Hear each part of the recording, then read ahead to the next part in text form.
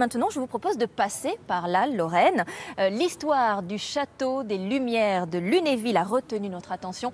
C'est le petit Versailles lorrain, inspiré du palais de Louis XIV, bâti au XVIIIe siècle. Il a, au fil des siècles, subi 13 incendies, oui, 13 incendies. Le dernier, c'était en 2003, il y a 12 ans. Heureusement, il a depuis retrouvé tout son lustre grâce à une mobilisation générale. Patrick Germain, racontez-nous cet élan de solidarité autour de ce château majestueux. C'est vrai, Marie-Sophie, que le feu, que les incendies nombreux, on en compte, je sais pas, 12 ou 13 selon la légende ou la vérité, ont largement endommagé les différents châteaux.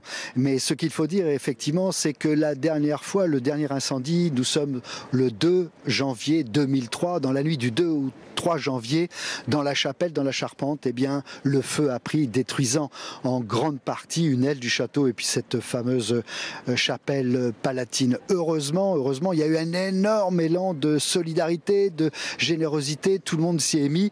Et à nos côtés, on a Yves Ravaillé, qui est le responsable du projet, le patron de la restauration, qui pendant toutes ces années a supervisé effectivement. On se souvient des images tragiques de 2003. Tout le monde les a en tête, les images de l'incendie. Oui, elles étaient impressionnantes, elles ont fait le tour du monde. Et ce qui est né vraiment de la tragédie, c'est un élan de solidarité absolument incroyable de la part des Lorrains, mais également de toutes les personnes qui sont amoureux du patrimoine. Alors, ce qu'il faut dire, c'est que la restauration a pris quelques 10 années et on a commencé par restaurer cette très très belle, ce qu'on appelle la chapelle palatine. Oui, on a d'abord couvert l'ensemble du château pour refaire les toitures et les façades, et puis on s'est attaqué au chantier de la chapelle, effectivement, une chapelle palatine, donc avec une tribune tout autour, et c'est une fierté, bien sûr, maintenant d'avoir cette chapelle ouverte. Et puis il y a eu aussi la très belle restauration de la toiture, les charpentes magnifiques faites par des compagnons, et puis les fameuses ardoises.